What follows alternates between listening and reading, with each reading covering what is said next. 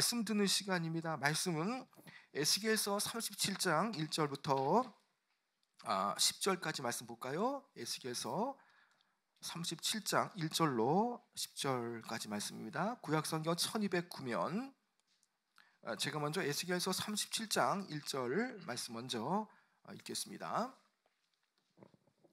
여호와께서 권능으로 내게 임재하시고 그의 영으로 나를 데리고 가서 골짜기 가운데 두셨는데 거기 뼈가 가득하더라.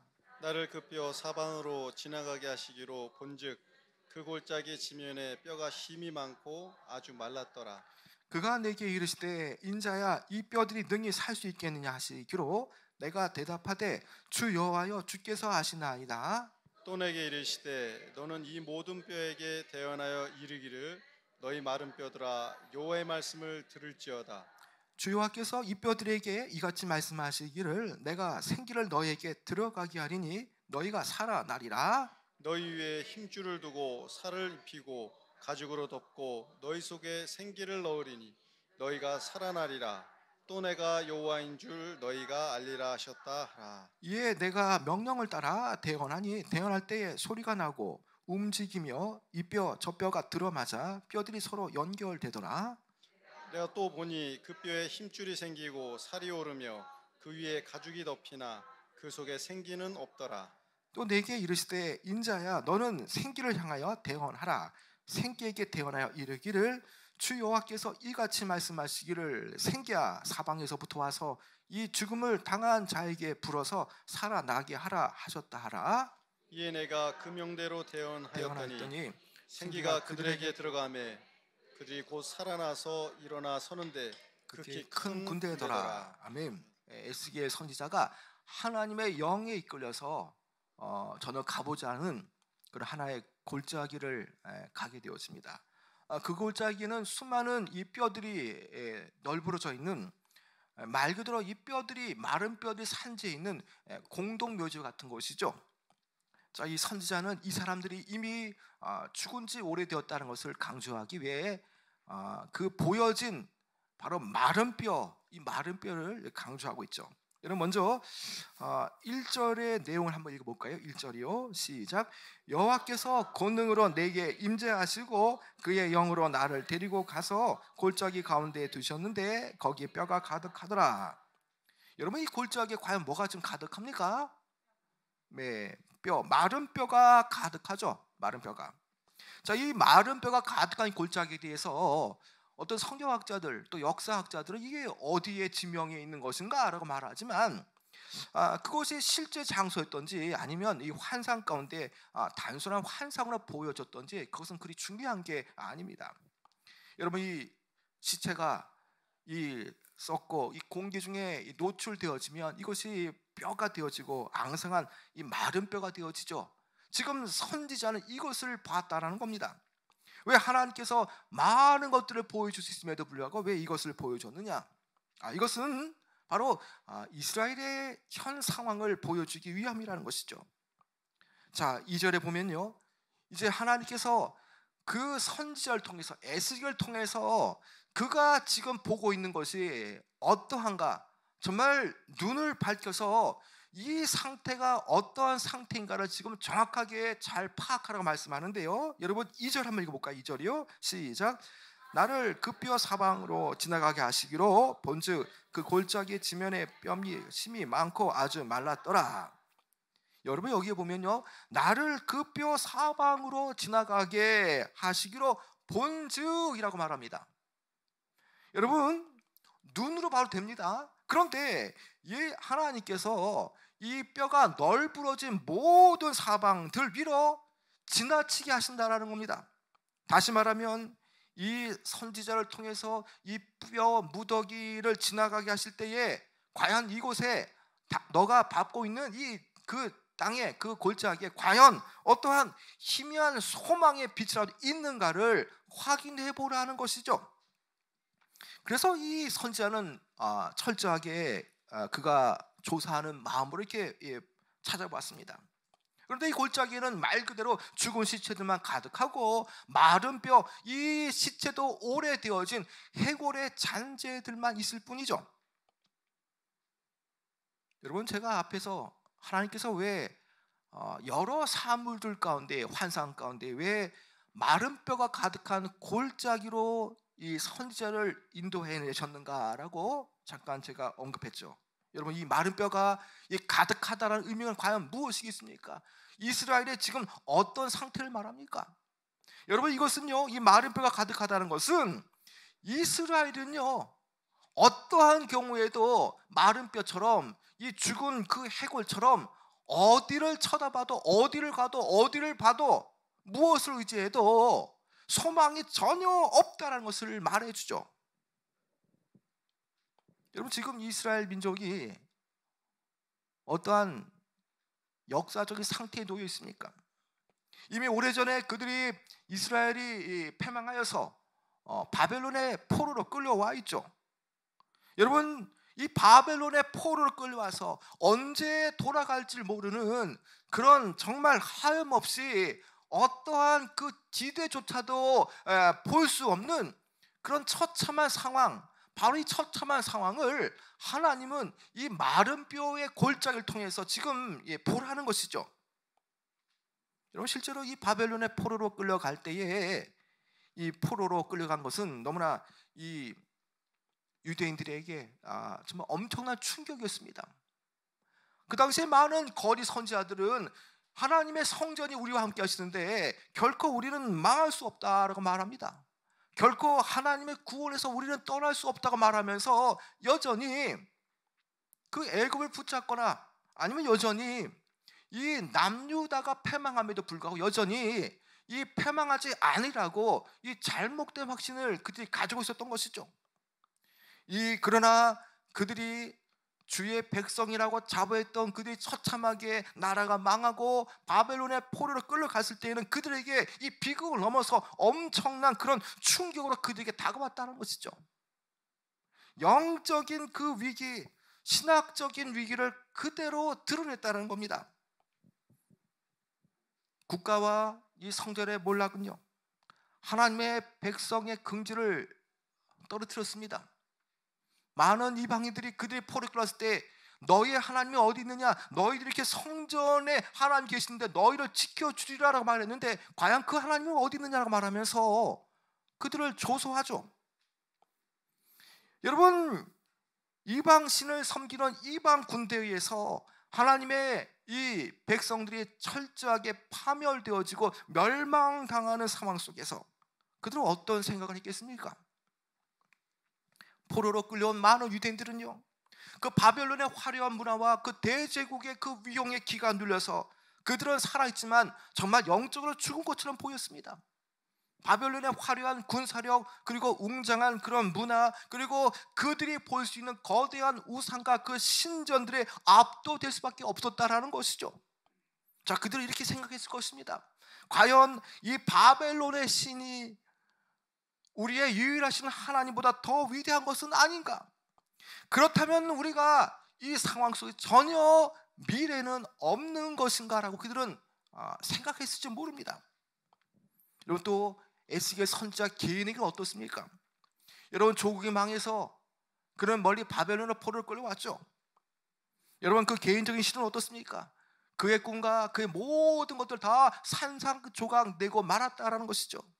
우리가 일제 30년 치하 동안 얼마나 많은 그런 비전과 꿈이 다 상실되었습니까? 마찬가지로 이 20대의 그 젊은 그 에스겔 이 청년은 낯선 나라로 포로로 끌려가 어느덧 15년, 20년이 되어지면서 청년의 때에서 이제 중년으로 넘어가면서 어느덧 조국도 미래도 소망도 비전 없는 그런 시대처럼 그는 그렇게 살아가고 있었다는 것입니다. 이처럼 총체적으로 이스라엘에게는요, 어떠한 소망도 그리고 하나님의 백성의 그 자녀로서의 그런 어떤 자격도 다 상실한 상태로 전혀 회생 불가능한 상태에 지금 놓여 있다라는 것입니다. 바로 이 상황들이 다 무엇입니까? 마른 뼈, 전혀 생명과 회복이 없는 이스라엘의 영적인 현주소를 지금 하나님은 보여주고 계시다는 것입니다.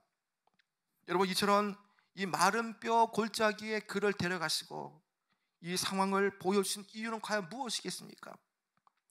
이스라엘이 처한 그 현실을 똑바로 직시하라는 겁니다.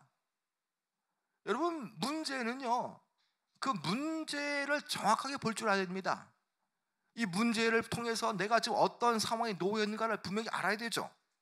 여러분, 만약에 지금 이 상황 속에서요, 이스라엘이 정확하게 영적인 현실을 그들이 잘 알지 못한다면 과연 어떻게 되겠습니까? 자신의 힘으로 여전히 하려고 할 겁니다. 그리고 그들이 이 영적인 이 현재의 상황을 정확하게 직시하지 않으면요, 하나님의 구원과 또 긍휼의 필요성도 그들은 인식하지 못하게 되어질 겁니다. 이 상황이 아주 불가능하고 처참하고 아무것도 할 수 없는 소망이 없는 것을 깨달을 때에 비로소 그들이 두 손과 두 발을 들고 하나님을 의지하게 되어지고, 자신이 있던 그 자리에서, 고통의 현장에서 다시금 주님 앞에 회개하며 돌아갈 그런 소망이 있다는 것이죠. 그렇기 때문에 이 현실에 대해서 정확하게 너의 상태가 어떠한 상태인지 정확하게 직시해보라는 것입니다. 여러분, 영적으로 우리 또한 마찬가지라는 겁니다. 위기와 고난 속에서 하나님 보여주시는 여러 것들이 있을 수 있죠. 여러분, 그런 가운데 과연 우리는 이것을 정확하게 파악할 때에 우리는 무엇을 깨닫게 되어집니까? 이 문제를 해결할 분이 과연 누구신가를 알게 되어지죠. 우리를 진정으로 해결할 수 있는 분이 누군가를 알게 되어집니다. 예전에는 세상 것을 의지하고 무언가 나의 힘으로 내 노력으로 될 것처럼 보여졌지만, 어려움이 계속 가중되어지면 결국에는 이 문제에서 나를 구원할 자가 누구인가를 떠오르게 되어지고, 그때에서 우리는 비록 지금은 잘못된 을 가고 있지만 그러나 다시금 하나님께로 돌아갈 길이 생겨지게 되어진다는 것입니다. 바로 이 처참한 이 마른 뼈 같은 그런 이 해골 골짜기, 바로 이곳을 하나님께서 보여주실 때에 다시금 이스라엘은요, 소망을 하나님께 줄 수가 있다는 것이죠. 하나님을 향한 구원과 소망을 바라보게 되어진다는 것입니다. 세상 어느 누구도 이 마른 뼈와 같은 이스라엘에게 전혀 관심조차 기울이지 않고 있죠. 그러나 유일하게 여호와 하나님께서는요, 이 마른 뼈와 같은, 이 마른 장작 같은, 이런 마른 해골 같은 이스라엘을 향해 관심을 가지고 계십니다. 그리고 이 마른 뼈일지라도, 다 망해버린 이들일지라도요, 그들을 향한 하나님의 그 비전이, 하나님의 계획이 있음을 지금 말씀하고 있죠. 이제 하나님은요, 소망이 전혀 없는 이 마른 뼈 같은 이 이스라엘의 현 주소를 정확하게 인식시킨 다음에 하나님의 놀라운 일들을 행하시리라고 말씀하시죠. 그러면서 어떻게 말씀합니까? 에스겔아, 보느냐, 너의 상황은 나쁜 정도가 아니라 불가능함 그 자체니라. 에스겔아, 절망을 인식해라. 내 속에는 곤이 없고 너희 민족에는 소망이 없다. 지금 현실, 이것은 절망이기 때문에 너의 힘으로 해서는 안 된다고 말씀하시며, 이제는 내가 하리라, 여호와께 돌아가라고 말씀하시는 것처럼 보여지죠. 자, 그런 차원에서 하나님께서 이제 선지자에게 어떻게 물으십니까? 여러분, 3절 한번 읽어볼까요? 3절 시작. 그가 내게 이르시되, 인자야, 이 뼈들이 능히 살 수 있겠느냐 하시기로 내가 대답하되, 주 여호와여, 주께서 아시나이다. 여러분, 3절 이 하반절에 보면요, 자, 이 뼈들이 능히 살겠느냐라고 하나님께서 물으실 때 이 선지자 에스겔의 대답이 3절 하반절에 어떻게 말합니까? 주께서 아시나이다라고 말하죠. 여러분, 어찌 보면 이것은 아주 확신 없게 보여지는 대답처럼 보입니다.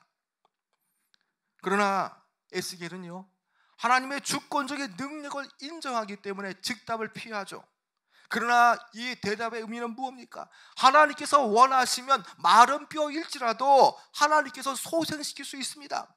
전혀 희망도 없고 소망이 없는 이런 상황일지라도 하나님의 주권 여하에 달려 있습니다라는 그런 의미라는 것이죠. 그러면서 하나님께서 에스겔의 대답을 들으신 이후에 4절과 5절에 어떻게 말씀합니까?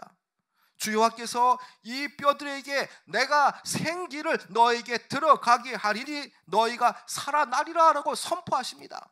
그러면서 그 선지자를 통해서 마른 뼈들에게 내가 이 일을 행하리라, 내가 이 일을 시행하리라 라고, 너는 마른 뼈들에게 선포하라, 대언하라라고 말씀하시죠. 여러분 한번 생각해 보시기 바랍니다. 여러분 하나님 너무 안 되는 말씀하지 않습니까? 여러분 말도 안 되는 명령을 지금 하고 계시다라는 것이죠. 너희 마른 뼈들아 여호와의 말씀을 들을지어다. 내가 마른 뼈일지라도 생기가 들어가기 위해서 너희가 살아나리라라고 대언해보라는 겁니다. 여러분 살아있는 사람에게는요 하나님의 말씀을 대언할 수 있습니다. 그러나 생명이 없는 그 뼈에 대해서 들을 기가 없는데 어떻게 대언할 수 있느냐는 것이죠. 뼈에다 대고 하나님께서 하실 것이다, 하나님께서 생기를 불어넣어주면 너에겐 놀라운 일들이 임하리라라고 말할 수가 없다는 겁니다. 왜냐? 인간의 생각으로 이것이 말이 안 되기 때문이죠. 여러분 제가 부평 승하원이나 아니면 이 벽제의 화장장에 가서 여호와의 말씀을 대언할 때에 무덤 문아 열려라, 뼈들아 전부 일어나라, 죽은 자들아 몽땅 일어나라, 주님 앞으로 찾아 나와라 외치고 서 있다면 옆에 서 있는 사람들이 과연 저를 어떻게 생각하겠습니까? 젊은 사람이 참 좀 그러네 뭐 이렇게 생각하지 않겠습니까? 여러분 멀쩡한 사람이 정신 나갔고 뭔 저 사람이 전도하더니 이상해졌네 이렇게 생각하지 않겠습니까? 여러분 지금 이런 상황이라는 거죠. 이런 상황. 여러분 그럼에도 불구하고요 말이 되지 않지만 그러나 이 선지자는요 하나님 말씀에 순종하여서 즉각적으로 뼈들에게 대언했습니다. 자 그랬더니 어떠한 일이 일어납니까? 여러분 7절 8절 한번 읽어볼까요? 되게 중요한 말씀인데요. 시작. 이에 내가 명령을 따라 대언하니 대언할 때에 소리가 나고 움직이며 이 뼈 저 뼈가 들어맞아 뼈들이 서로 연결되더라. 내가 또 보니 그 뼈에 힘줄이 생기고 살이 오르며 그 위에 가죽이 덮이나 그 속에는 생기가 없더라. 자 에스겔은 이 해골 골짜기에 이 마른 뼈들에게 하나님의 명령을 이제 선포합니다. 자 그랬더니 어떠한 일이 벌어집니까? 이 사방에 널브러진 뼈들이 착착착착 붙으면서 이 부딪히는 소리를 내지 않습니까? 뼈끼리 부딪히는 소리가 나고요 그 뼈들이 또 살이 각각 제자리를 찾게 되어지죠. 아마도 뭐 여기에 뼈가 뭐 여기에 팔의 뼈, 다리의 뼈가 흩어졌는데 이것이 이제 짝을 맞춰가는 거죠. 그리고 그 위에 힘줄이 붙고요, 살이 붙고 가죽이 덮이니까 이제 사람의 형태가 보여진다라는 겁니다. 여러분 그러나 사람의 형태가 보일지라도요 그 안에 뭐가 없습니까? 8절 하반절에 보니까 뭐가 없습니까? 여러분 8절에 그렇죠 생기가 없다라는 겁니다. 생기가. 자 뼈들이 외형적으로 신체적으로 이 모습을 갖추는 데까지는 이렇게 변화되었습니다. 그런데 중요한 것은 아직은요 죽은 시체에 불과하다는 것이죠. 뼈에서 이제 사람의 모습으로 되었지만 그 안에 생기가 없기 때문에 생명이 없기 때문에 이제 막 죽은 시체에 불과하다는 거죠. 여러분 얼마나 놀랍습니까? 그러나 가죽은 덮였지만요 그 속에 생기가 없기 때문에 생명이 없다는 것입니다. 자 그랬더니 하나님께서 그 생기를 불어넣어 주시니까 어떤 일이 벌어집니까? 여러분 9절에 보니까 사방으로부터 하나님부터 생기가 찾아와서 죽음을 당한 자들에게 붙어 들어가니까 그들이 살아나게 되어졌다는 것이죠. 그리고 그 수가 너무나 많았기 때문에 그 뼈들이 사람이 되어진 그 큰 군대와 같다라고 말하는 것입니다. 모든 뼈들이 다 회복되어서 매우 큰 군대가 되었다고 말하죠. 여러분 그 내용이 10절인데 여러분 10절 한번 읽어볼까요? 시작. 이에 내가 그 명령대로 대언하였더니 생기가 그들에게 들어가매 그들이 곧 살아나서 일어서는데 큰 군대더라. 여러분 이들이요 큰 군대가 되어졌는데 그들이 발로 일어섰다는 겁니다. 이 마른 뼈들이 육체를 이제 입고요 또 생기를 얻은 다음에 생명을 되찾으니까 이제는 다른 사람의 도움도 없이 스스로 발로 일어나는 이 과정을 지금 하나님은 생생하게 보여주는 것이죠. 자 여기에 큰 군대가 되었더라라는 사실을 여러분 잘 이해하시기 바랍니다. 에스겔이 하나님 말씀을 대언했고 또 생기가 들어갔더니 마른 뼈가 변화되어서 사람이 되었고 이제 그 생명이 되어진 역사가 나타나는 것이죠. 여러분 여기에서 이 큰 군대와 같이 회생되어진 이 뼈들은 과연 무엇을 말하겠습니까? 여러분, 무엇을 말하겠습니까? 여러분, 그것은 11절에 답이 나와 있죠. 11절에 여러분 11절 한번 읽어볼까요? 시작. 또 내게 이르시되 인자야, 이 뼈들은 이스라엘의 온 족속이라. 그들이 이르기를 우리의 뼈들이 말랐고 우리의 소망이 없어졌으니 우리는 다 멸절되었다 하느니라. 자, 이 뼈들이 이제 이 회복되어 질 때에 이 뼈들은, 이 회상한 뼈들은 이스라엘 족속을 말한다는 것이죠. 근데 중요한 것은 회복되어지지만 지금 현 상태는 어떤 상태입니까? 소망이 다 끊어졌고요, 그리고 우리는 다 멸절되었다라고 하는 그 상태지만 앞으로 곧 하나님께서는요, 그들을 다시금 이렇게 생명의 회복을 불어주신다라는 것입니다. 여러분, 결국 이것은 무엇을 말합니까? 지금은 마른 뼈처럼 멸망당하고 해골 같은 아무런 소망 없는 존재이지만, 그러나 하나님께서 다시금 이스라엘을 회복시켜 주시리라는 말씀이라는 것이죠.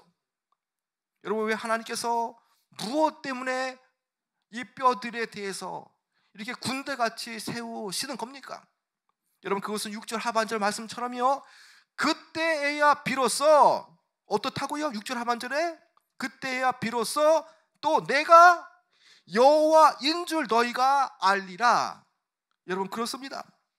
여러분, 그들이 마른 뼈 같지만 그러나 하나님의 때가 되어서 그들을 회복시켜 주실 때에 비로소 그들은요 깨닫게 되어지죠.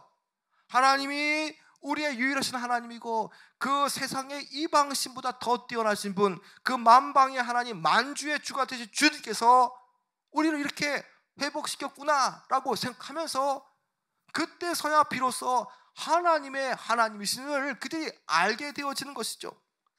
여러분, 그들이 하나님을 제대로 알았다면 어떻게 이방신을 섬기겠습니까? 어떻게 애굽을 쫓아가고 또 아수르와 연합하려고 그러겠습니까?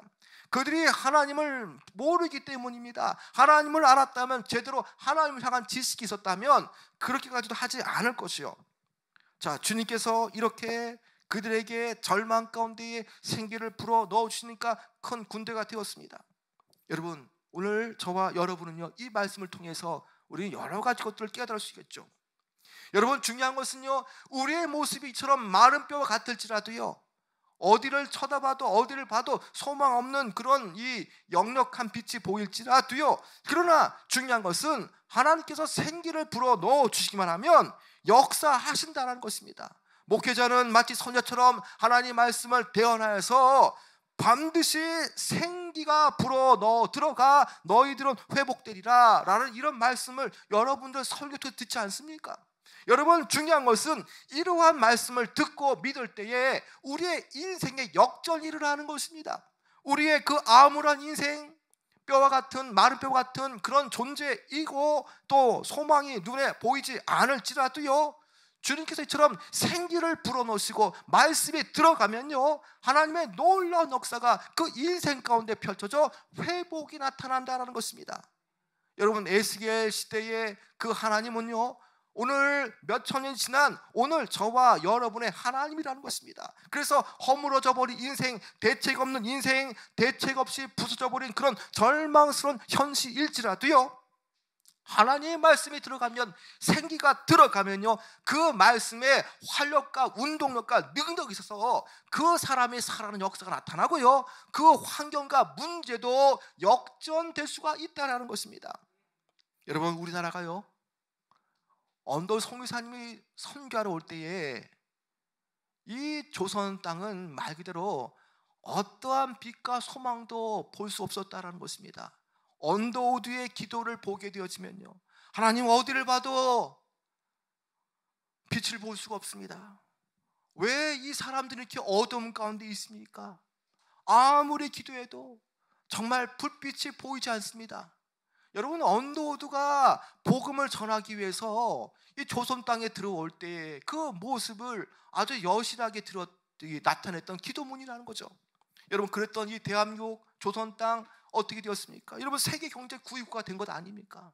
여러분, 중요한 것은 이 이승만 대통령이 나라를 세울 때, 재헌 국회 때에 이 많은 국회의원들이, 특별히 그 이윤영 장로님이 이 나라를 하나님께 드리겠다는 그 기도를 드리면서 하나님께 국가적 언약을 했습니다. 일반 백성들은 그런 언약을 안 했을지라도요, 이승만 대통령과 모든 그 정부 요원들이 함께 기도하면서 나라를 세울 때 기도를 시작했다라는 겁니다. 여러분, 이스라엘도요, 이런 역사를 잘 볼 수가 없습니다. 전 세계적으로 나라를 세울 때에 기도로 나라를 세우고 기도를 하면서 이 나라를 하나님께 바치겠습니다라는 그런 나라가 없다라는 것입니다. 여러분, 이런 역사가 어떻게 났습니까? 다 예전에 이승만, 김구, 조만식 다 그런 분들이요, 이미 선교사님들이 지었던 학교, 병원, 그런 이 교회에서 복음을 듣고 이 조선 땅이 살기 위해서는 하나님의 말씀의 빛을 들어야 된다, 복음을 들어야 된다, 말씀을 통해서 생기가 들어갈 때에 조선 땅이 변화되어진다. 여러분, 그런 믿음으로 나라를 세웠다는 것입니다. 우리가 지금 누리고 있는 이 어떤 그 풍요로움은요, 사실은 말씀의 빛에 의해서 선교사님들이 눈물로 일궈낸 결과물이라는 것이죠. 여러분, 여기에서 우리가 포기해서는 안 된다는 것이죠. 여전히 우리는요, 이 말씀은 유효합니다. 오늘 저와 여러분의 상황들이 이처럼 마른 뼈와 같이 소망이 안 보일지라도요, 말씀을 붙잡고요, 하나님의 생기가 우리의 가정에, 우리 교회에, 내 자녀에게 들어지게 되어지면요, 회복 역사, 소망 역사, 역전 역사가 나타나게 되어진다는 것입니다. 여러분, 그래서 에스겔 30절 말씀은 너무나 중요하다는 것입니다. 지금 이 상황이 어떻습니까? 골짜기에 뒹굴고 있는 그 앙상한 해골들만 있을 뿐입니다. 그러나 하나님께서 대언하시고 말씀을 선포하시니까 거기에 뼈들에게 뼈들이 붙고 힘줄이 생기고 또 가죽이 붙으면서 소생되어지는 놀라운 환상을 보여주는 것이죠. 여러분, 이것은 우리에게 시사하는 바가 분명히 크다라는 것입니다. 우리에게 결코 꺾이지 않는 소망을 주시는 분은 유일하신 하나님이라는 것입니다. 그 말씀을 들을 때 사람은 살 수 있게 되어지고요, 소망을 갖게 되어진다는 것입니다. 지금 이스라엘의 확실하고 보장된 미래는 세상을 의지하거나 아니면 다른 나라를 의지하는 것이 아니라 이스라엘 자체가 그 구원의 하나님을 맞이할 때에, 말씀을 듣고 청종할 때에 그 모든 희망의 결과가 나타난다는 것을 보여주는 것이죠. 여러분, 마른 뼈들이 다시 살아나는 그 기적들은요, 분명 하나님의 말씀에 기초하고 있다는 것입니다. 여러분, 하나님께서 말씀으로 천지를 창조하지 않습니까? 여러분, 예수님께서도 풍랑을 잠잠케 하실 때에 그 바람아 잔잔하라고 말씀하지 않습니까? 병든 자를 치유하실 때도 하나님께서는 그 병든 자를 고치실 때에 말씀을 선포하며 낫지 않습니까? 귀신을 잠잠케 할 때도 예수님은 말씀을 통해서 역사하시지 않습니까? 여러분, 말씀을 경외하지 않으시기 바랍니다. 말씀에는요, 생기가 있고요, 생명 있고 능력 있고 소망이 있다는 것입니다. 여러분, 그래서 여러분 시편 42편 11절에 어떻게 말씀합니까? 너는 하나님께 소망을 두라. 나는 그가 나타나 도우심으로 말미암아 내 하나님은 여전히 찬송하리로다 라고 말씀하지 않습니까? 하나님 말씀에 소망을 두라고 말하고 있고요, 시편 기자는 하나님께 유일한 소망을 둘 때에 하나님께서 나타나셔서 너를 도우시리라고 말씀하죠. 여러분, 오늘 많은 사람들은요, 다 끝났다라고 말합니다.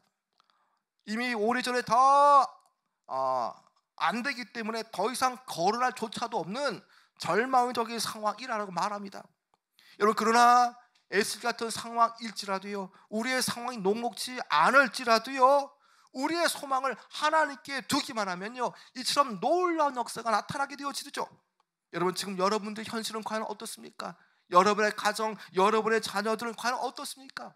혹 아무것도 분간할 수도 없고 어디를 쳐다봐도 소망이 보이지 않는 그런 어려움이 있습니까? 내 삶의 온통 사방팔방이 마른 뼈와 같은 무덤처럼 보여서 헤쳐나가지 못하는 그런 상황입니까?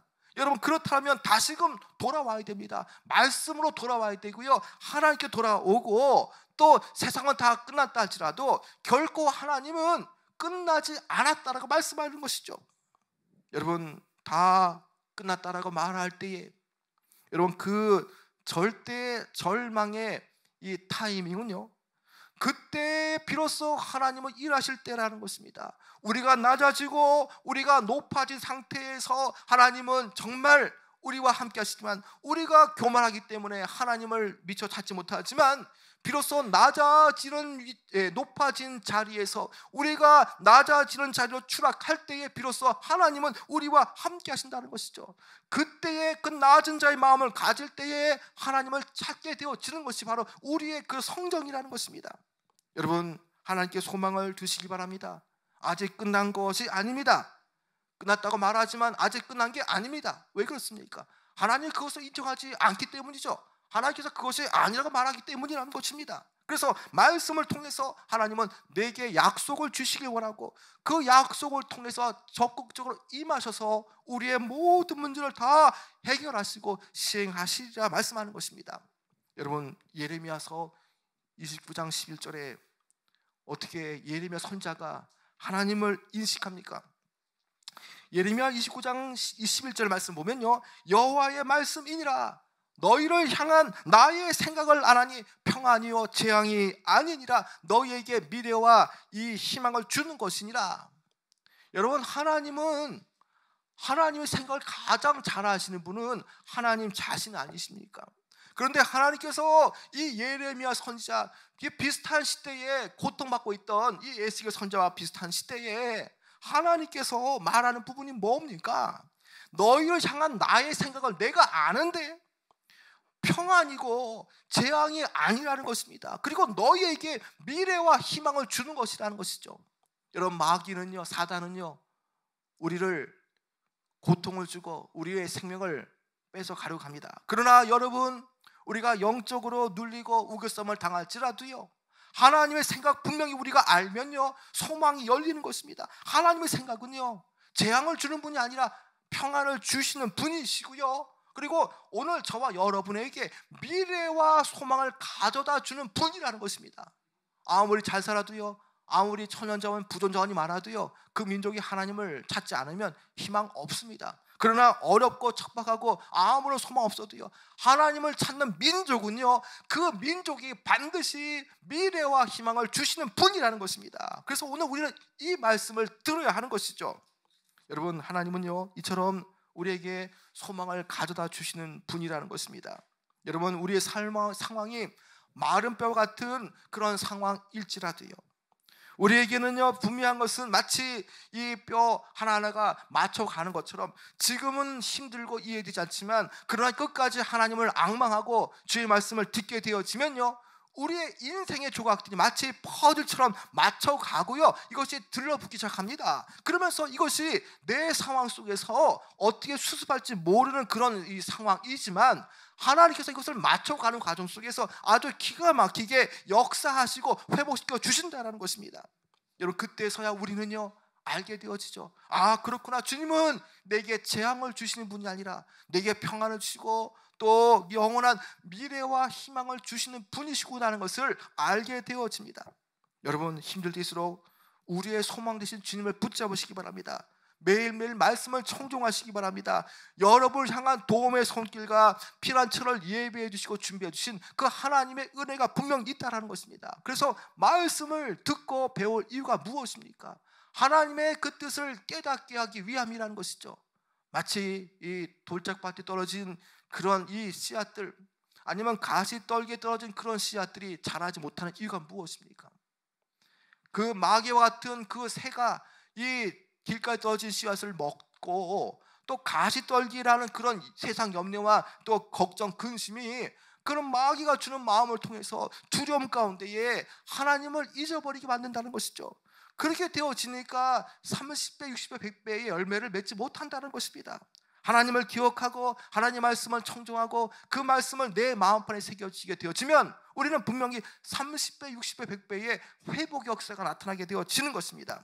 여러분, 헤어나오기 힘든 그런 극한 상황에 처해 있을지라도요, 우리는 하나님을 바라보면 되어집니다. 하나님을 의지하게 되어지면 됩니다. 그때에 하나님은 우리에게 힘과 미래와 소망을 주시는 분으로서 우리와 함께 하시게 되어지는 것이죠.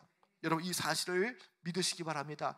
에스겔 골짜기처럼 아무런 소망도 없는 마른 뼈 같은 내 인생, 내 자녀의 앞길, 내가 병들고 물질적으로 어렵고 내가 갈 길이 전혀 도무지 보이지 않은 그런 이 마른 뼈와 같은 상황일지라도요, 하나님의 음성을 듣고 말씀을 듣고 하나님을 의지하면요, 내 삶 안에 이러한 놀라운 회복 역사가 나타나게 되어지는 것입니다. 오늘 이 말씀을 꼭 붙잡으시고요, 하나님을 통해서 주님의 그 역사하심을 통해서 개입하심을 통해서 우리 안에 생기가 들어와 말씀이 들어와 내 모든 상황이 바뀌어지고 회복되어지고 그리고 진정한 소망을 구가하실 수 있는 귀한 여러분 되어지기 축원합니다.